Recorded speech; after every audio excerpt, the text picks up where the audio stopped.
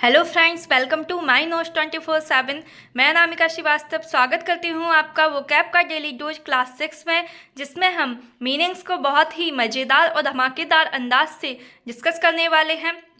तो guys, last class हमारी class 5 थी, जिसमें मैंने आपके साथ कुछ इंटरेस्टिंग और मज़ेदार मीनिंग्स को डिस्कस किया था। उन मीनिंग्स को जो कि एग्जाम में बार बार रिपीट होती हैं, उन मीनिंग को मैंने आपके साथ डिस्कस किया था। और आज मैं आपके साथ डिस्कस करने जा रही हूँ क्लास 6, जिसमें हम और भी उन मीनिंग्स को लेकर आएंगे जो कि एग्जाम्स में बार बार रिपीट होते हैं।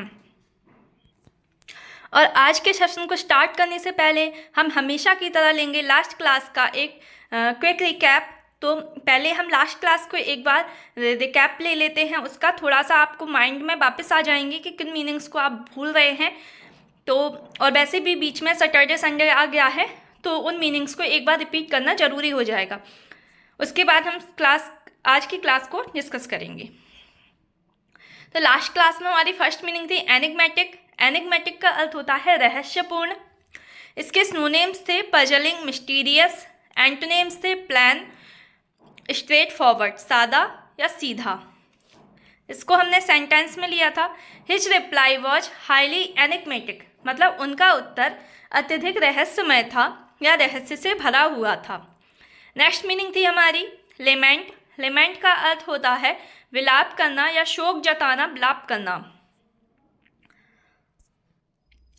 इसके सिनोनिम्स थे मौन एंड एंटोनिम्स थे सेलिब्रेट, रिजॉयस, जिनका अर्थ होता है आनंद या खुशी मनाना। इसको सेंटेंस में लिया था मैंने। Ken began to lament the death of his only son. Ken अपने इकलौते बेटे की मौत पर विलाप करने लगा या शोक जताने लगा। नेक्स्ट मीनिंग थी हमारी इटर्नल। इटर्नल का अर्थ होता है निरंतर या शाश्वत या हमेशा। सिनोनिम्स थे इसके perpetual, forever, ageless and everlasting. Antonyms थे इसके टेम्परेरी। टेम्परेरी का अर्थ होता है अस्थायी। Honesty and diligence should be your eternal mates. ईमानदारी और परिश्रम आपके निरंतर या शाश्वत साथी होने चाहिए। मतलब ईमानदारी और परिश्रम आपको हमेशा ही करना चाहिए। नेक्स्ट मीनिंग थी हमारी एक्सीड। एक्सीड का अर्थ होता है मान लेना। सिनोनिम्स थे कंसेंट, कंप्लाई। एंटोनिम्स थे इसके डिनाई। डिनाई का अर्थ होता है मना करना। Will you accede to her request, क्या आप उसका अनुरोध स्वीकार करेंगे, क्या आप उसका अनुरोध मान लेंगे। तो यहाँ पर एक्सीड का अर्थ हमने स्वीकार करने, मान लेने के अर्थ में किया। नेक्स्ट मीनिंग थी हमारी ट्रियम्फ। ट्रियम्फ का अर्थ होता है सफलता या विजय। सिनोनिम्स हैं इसके विक्ट्री। एंटोनिम्स हैं डिफीट, सॉरो, फेल्यूअर, जिनका अर्थ होता है असफलता। The new bridge is a Triumph of engineering. जो नया पुल है वह इंजीनियरिंग की विजय है। नया पुल इंजीनियरिंग की विजय है। तो इस तरीके से हमने ट्रियम्फ को बहुत ही सिंपल सेंटेंस में डिस्कस किया था। नेक्स्ट मीनिंग थी हमारी फीबल। फीबल का अर्थ होता है कमजोर। सिनोनिम्स थे इसके वीक। एंटोनिम्स है स्ट्रॉन्ग, इफेक्टिव, जिसका अर्थ होता है प्रभावी। She ignored his feeble attempt at humour. उसने हास्य के उसके कमज़ोर प्रयास को नज़रअंदाज कर दिया। मतलब उसने थोड़ा सा ऐसा हास्य का प्रयास किया, लेकिन इसने उसे इग्नोर कर दिया या नज़रअंदाज कर दिया। तो यहाँ पर फीबल का अर्थ क्या हो गया है? कमज़ोर। कमज़ोर या अप्रभावी, जिसका प्रभाव कम हो। नेक्स्ट मीनिंग थी हमारी ओमिनस। ओमिनस का अर्थ होता है अशुभ। सिनोनिम्स थे इसके थ्रेटनिंग। एंटोनिम्स थे ऑस्पिशियस। ऑस्पिशियस का अर्थ होता है शुभ। There were ominous dark clouds gathering overhead. सिर पर अशुभ काले बादल उमड़ रहे थे। तो इस तरीके से हम ओमिनस का यूज कर सकते हैं। There were ominous dark clouds gathering overhead. सिर पर अशुभ काले बादल उमड़ रहे थे।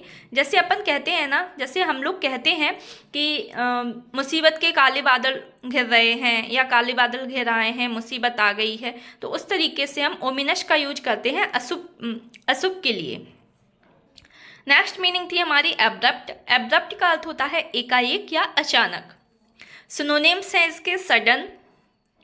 एंटोनिम्स हैं ग्रेजुअल, स्मूथ, जिनका अर्थ होता है धीरे धीरे। I don't know the cause of his abrupt leave, मैं उनकी एकाएक अचानक छुट्टी का कारण नहीं जानता। क्या हो जाएगा? मैं उनकी एकाएक या अचानक छुट्टी का कारण नहीं जानता। नेक्स्ट मीनिंग थी हमारी फिकल। फिकल का अर्थ होता है अस्थिर या चंचल। सिनोनिम्स हैं इसके अनस्टेबल, एंटोनिम्स हैं कांस्टेंट, स्टेबल, फर्म, जिनका अर्थ होता है स्थिर। The group has been notoriously fickle in the past, यह समूह अतीत में अस्थिर रहा है। मतलब जो ग्रुप है एक, वह पहले स्थिर नहीं था, स्थिर माइंडेड नहीं था, और उसको हम क्या बोल सकते हैं? फिकल था। मतलब the group has been notoriously fickle in the past, मतलब यह समूह अतीत में अस्थिर या कुख्यात रहा है। कुख्यात भी यूज कर सकते हैं इसके लिए। नेक्स्ट मीनिंग थी हमारी डोसाइल। डोसाइल का अर्थ होता है आज्ञाकारी। सिनोनिम्स हैं इसके सबमिसिव, एंटोनिम्स हैं अपोजिंग, अनविलिंग, जिनका अर्थ होता है विरोधी या असम्मत। However, it did not make him a docile infant. हालांकि इससे वह एक विनम्र शिशु नहीं बन सकता, या हालांकि इससे वह एक आज्ञाकारी शिशु नहीं बन सकता। तो यहाँ पर डोसाइल का आज्ञाकारी और विनम्र से लगाया जाता है। तो इस प्रकार से ये हमारी लास्ट क्लास थी, जिसका मैंने आपके साथ एक क्विक रिकैप किया, जिससे कि आपको लास्ट मीनिंग अगर कोई भूल रहे हैं तो वो आपको रिकॉल हो जाए। अब स्टार्ट करते हैं हमारा आज का सेशन, जिसमें मैं आपके साथ डिस्कस कर रही हूँ वोकैब का डेली डोज क्लास 6। तो स्टार्ट करते हैं। आज की हमारी फर्स्ट मीनिंग है डिफाई। डिफाई का हिंदी में अर्थ होता है विरोध करना। सिनोनिम्स है इसके डिसोबे, रिपील, एंटोनिम्स है यील्ड। यील्ड का क्या अर्थ होता है? स्वीकार करना। सेंटेंस में लेंगे हम, I defy you to prove your accusations, मैं आपके आरोप साबित करने के लिए आपकी अवहेलना करता हूँ या विरोध करता हूँ। इसका मतलब है कि उसने कोई आरोप को साबित कर दिया जो कि हमारे पक्ष में नहीं था, तो हमने उसे क्या किया? उसका विरोध कर दिया। जैसे कोई संसद में कोई एक्ट आता है जिसको मतलब हम लोग ऐसे बोलते हैं कि नहीं इसका विरोध करना है या जी करना है, तो उसके लिए हम डिफाई का यूज करते हैं। ऐसे ही हम यहाँ पर करेंगे, I defy you to prove your accusation, मैं आपके आरोप साबित करने के लिए आपकी अवहेलना या विरोध करता हूँ। नेक्स्ट मीनिंग है हमारी इवैड। इवैड का अर्थ होता है बच निकलना या अपने आप को बचाना। सिनोनिम्स हो जाएंगे अवॉइड, बाईपास, एंटोनिम्स हो जाएंगे कन्फ्रंट। कन्फ्रंट का अर्थ होता है सामना करना। They evade paying taxes by living abroad, वे विदेश में रहकर कर चुकाने से बचते हैं। तो यहाँ पर इवैड का यूज हमने किया पेइंग टैक्स के लिए, कि टैक्स से बचने के लिए वह अब्रॉड में रहते हैं। नेक्स्ट मीनिंग है एक्सेप्शनल। एक्सेप्शनल का अर्थ होता है असाधारण। सिनोनिम्स है इसके एक्स्ट्रा ऑर्डिनरी एंड एंटोनिम्स हो जाएंगे कॉमन, अनरिमार्केबल या ऑर्डिनरी, जिसका अर्थ होता है साधारण। He is a man of exceptional talent, वह असाधारण प्रतिभा के धनी व्यक्ति हैं। तो यहाँ पर एक्सेप्शनल टैलेंट का यूज किया है, मतलब असाधारण प्रतिभा। नेक्स्ट मीनिंग है हमारी सॉर्डिड। सॉर्डिड का अर्थ होता है घटिया। सिनोनिम्स हो जाएंगे इसके अनप्लीजेंट, डर्टी, एंटोनिम्स हो जाएंगे रेप्यूटेबल। रेप्यूटेबल का अर्थ होता है सम्मानित। There are lots of really sordid apartments in the city's poorer areas, शहर के गरीब इलाके में बहुत सारे गंदे या घटिया अपार्टमेंट हैं। तो यहाँ पर सॉर्डिड का यूज किया गया है गंदे और घटिया के लिए। तो क्या हुआ है इसका मतलब कि शहर के गरीब इलाके में बहुत सारे गंदे या घटिया अपार्टमेंट हैं। नेक्स्ट मीनिंग है हमारी ऑकवर्ड। ऑकवर्ड का अर्थ होता है बेढंगा या अजीब। सिनोनिम हो जाएंगे क्लम्सी, एंटोनिम्स हो जाएंगे कन्वीनिएंट, ग्रेसफुल, जिसका अर्थ होता है सुविधाजनक, गरिमापूर्ण। How did he Regal out of the awkward situation, वह उस अजीब या बेढंगी स्थिति से कैसे बाहर निकला। तो इस तरीके से हम ऑकवर्ड का यूज कर सकते हैं, या ऐसे भी बोल सकते हैं I feel very awkward to your questions, मतलब मैं आपके प्रश्न से बहुत अजीब महसूस करती हूँ। तो इस तरीके से भी हम ऑकवर्ड का यूज कर सकते हैं। नेक्स्ट मीनिंग है हमारी एडवांस। एडवांस का अर्थ होता है आगे बढ़ना। सिनोनिम्स हो जाएंगे प्रोग्रेस, मूव फॉरवर्ड। एंटोनिम्स हो जाएंगे रिट्रीट। रिट्रीट का अर्थ होता है पीछे हटना। The trip calls for careful advance planning. यात्रा के लिए सावधानीपूर्वक आगे की योजना की आवश्यकता होती है। मतलब जब भी आप यात्रा पर जाते हैं तो वहाँ पर आगे की वहाँ की योजना की आपको सावधानीपूर्वक प्लानिंग करनी पड़ती है। तो the trip calls for careful advance planning.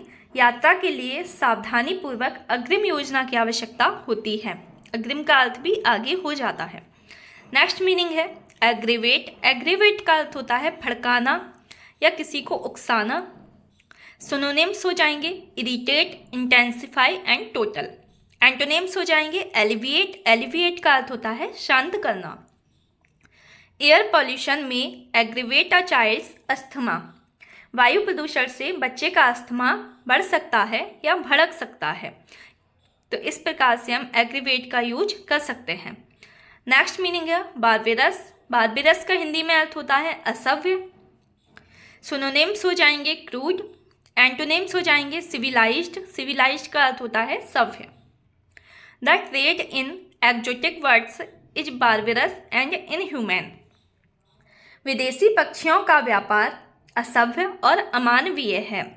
मतलब जो विदेशी पक्षी होते हैं उनका जो लोग व्यापार करते हैं वह एक असभ्य और अमानवीय व्यवहार होता है।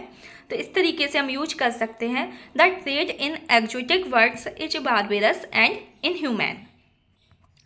नेक्स्ट मीनिंग है ग्लूमी। ग्लूमी का अर्थ होता है उदास। सिनोनिम्स हो जाएंगे murky, dull.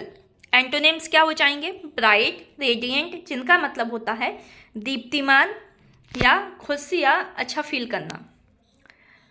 You must read yourself of this gloomy mood. आपको स्वयं को इस निराशाजनक मनोदशा से मुक्त करना होगा या दूर करना होगा। तो यहाँ पर रीड का अर्थ होता है दूर करना और ग्लूमी का अर्थ होता है उदास। नेक्स्ट मीनिंग है हमारी लेटेंट, और आज की लास्ट मीनिंग भी है ये हमारी लेटेंट। इसका अर्थ होता है छुपा हुआ। सिनोनिम्स हो जाएंगे हिडन। एंटोनिम्स हो जाएंगे ऑब्वियस, एविडेंट, जिनका अर्थ होता है स्पष्ट या प्रत्यक्ष। These children have a huge reserve of latent talent. इन बच्चों में अथाह प्रतिभा का भंडार छुपा हुआ है या छुपा है। These children have a huge reserve of latent talent. इन बच्चों में अथाह प्रतिभा का भंडार छुपा हुआ है। तो इस तरीके से हमने लेटेंट का यूज किया। तो दोस्तों आज की हमारी क्लास यहीं पर एंड होती है, जिसमें मैंने आपके साथ 10 मीनिंग डिस्कस किए हैं।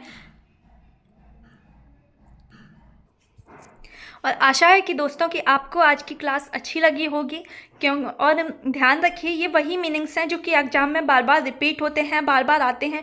फिर चाहे वो एसएससी का एग्ज़ाम हो, बैंकिंग का एग्ज़ाम हो, या हमारे एमपी हाई कोर्ट का एग्ज़ाम हो, या व्यापम का कोई भी एग्ज़ाम हो, उनमें यही मीनिंग्स रिपीट होती हैं।